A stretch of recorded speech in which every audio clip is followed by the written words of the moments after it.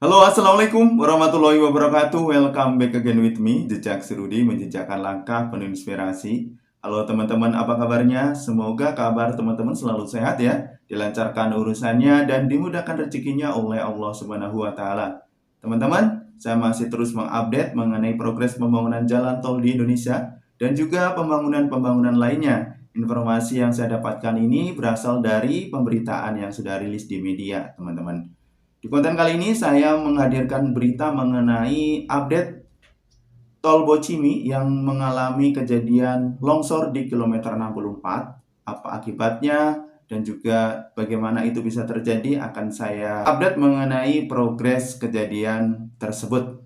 Teman-teman, sekilas mengenai Tol Bocimi ini, di mana ruas jalan Tol Bocimi mempunyai panjang sekitar 54 km dengan nilai investasi mencapai 7,77 triliun. Pembangunannya sendiri dibagi atas 4 seksi, yaitu seksi 1 Ciawi-Cigombong sepanjang 15,35 km, seksi 2 Cigombong-Cibadak sepanjang 11,9 km, seksi 3 Cibadak-Sukabumi sepanjang 13,7 km, dan seksi 4 Sukabumi Barat sampai dengan Sukabumi Timur sepanjang 13,05 km. Peletakan batu pertama atau groundbreaking Tol Ciawi-Cigombong seksi 1 dimulai pada Senin 9 Februari 2015 di Jalan Raya Tajur, Bogor. Gubernur Jawa Barat kala itu Ahmad Heriawan mengatakan proses pembangunan Tol Bocimi sebenarnya sudah direncanakan sejak tahun 1997 ya. Jadi sudah cukup lama direncanakannya. Seksi 1 ini baru diresmikan oleh Presiden Jokowi pada 1 Desember 2018 setelah negosiasi panjang sejak tahun 2015. Pembukaan fungsional Seksi 2 dilakukan Kementerian PUPR saat arus mudik dan balik lebaran tahun 2023 atau tahun lalu. Hingga Agustus 2023, dua seksi telah selesai dan beroperasi.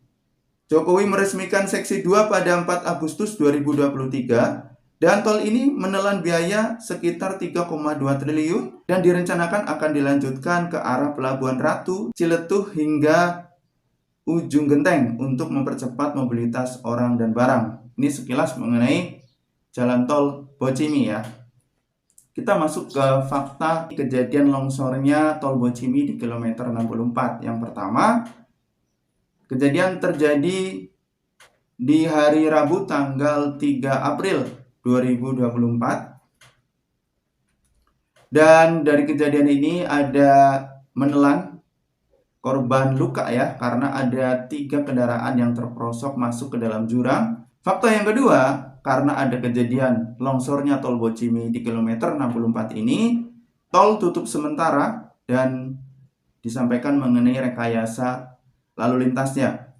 Polisi memutuskan untuk menutup sementara tol yang rencananya sebenarnya ini akan digunakan secara fungsional untuk keperluan mudik Lebaran 2024. Kendaraan yang melintas akan dikeluarkan di exit Cigombong.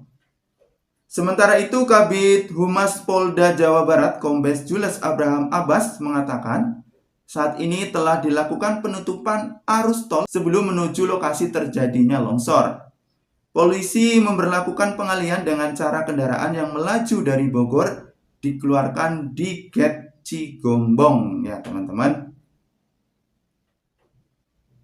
Dan kendaraan dari Sukabumi tidak masuk gate Parung Kuda tapi dilewatkan ke jalan arteri dan masuk tol di gate Cigombong ya. Jadi ini rekayasa lalu lintas akibat terjadinya longsor di Tol Bocimi kilometer 64. Sementara informasi lainnya, anggota Badan Pengatur Jalan Tol BPJT, unsur pemangku kepentingan Sony Sulaksono, menjelaskan proses perbaikan bagian jalan tol yang longsor itu memerlukan waktu hingga kurang lebih 3 bulan. Sebab kerusakan jalan itu tergolong berat guys. Cukup lama ya, 3 bulan. Kalau melihat dari foto-foto yang beredar sih memang itu kayak membentuk lubang yang besar ya, dan hampir setengah jalan itu juga istilahnya itu sudah longsor ya, dan itu cukup berbahaya. Sementara itu, pengelola sebut longsor karena faktor alam. Manajemen PT Trans Jabar Tol memaparkan longsor diduga akibat tingginya intensitas hujan, dan saat ini pihaknya selaku pemilik konsesi jalan tol Bocimi tengah masih dalam proses mengidentifikasi dampak longsor pada lajur lainnya. Di sisi lain, Kepala Pusat Riset Kebencanaan Geologi BRIN, Badan Riset Inovasi Nasional, Adrin Tohari menduga longsor di Tol Bocimi kilometer 64 akibat sistem drainase tak sanggup menampung limpasan air hujan yang deras. Saya menduga saluran air di sisi kiri badan jalan tidak mencukupi atau tidak mampu untuk menampung limpasan air hujan dari badan jalan. Merespon hal ini, Polri akhirnya siapkan jalur alternatif. Kapolri mengatakan pihaknya akan menyiapkan jalur mudik alternatif pasca longsor. Kapolri menyebut Polri akan mensosialisasikan soal ini, disampaikan oleh Jenderal Sigit, dan nanti akan kita siapkan sosialisasi berikut petunjuk-petunjuknya, sehingga masyarakat yang biasanya dilayani dengan jalur Bocimi bisa kita layani dengan jalur arteri dengan tujuan yang sama. Dan tentunya kita akan lakukan pengaturan.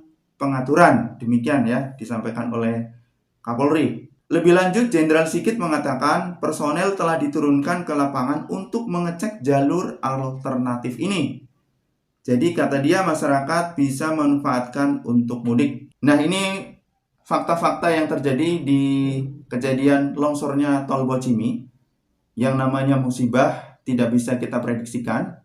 Dan tentunya setelah ini terjadi juga pihak-pihak terkait sedang melakukan langkah-langkah agar segala sesuatunya bisa berjalan dengan baik lagi ya. Tolnya juga akan dilakukan perbaikan, dan juga kebetulan karena peristiwa longsornya ini mendekati arus mudik ya, otomatis ini juga pemerintah langsung gerak cepat untuk melakukan turun tangan ya. Semoga semuanya berjalan dengan baik, dan juga para pemudik yang akan ke kampung halamannya masing-masing, khususnya yang mau ke Sukabumi, juga aman terkendali ya. Demikian konten kali ini, semoga bisa memberikan update informasi kepada teman-teman semuanya. Dan sekali lagi admin mengucapkan terima kasih ya atas support dan juga dukungan kalian, sehingga admin bisa terus memberikan update-update informasi mengenai pembangunan jalan tol di Indonesia.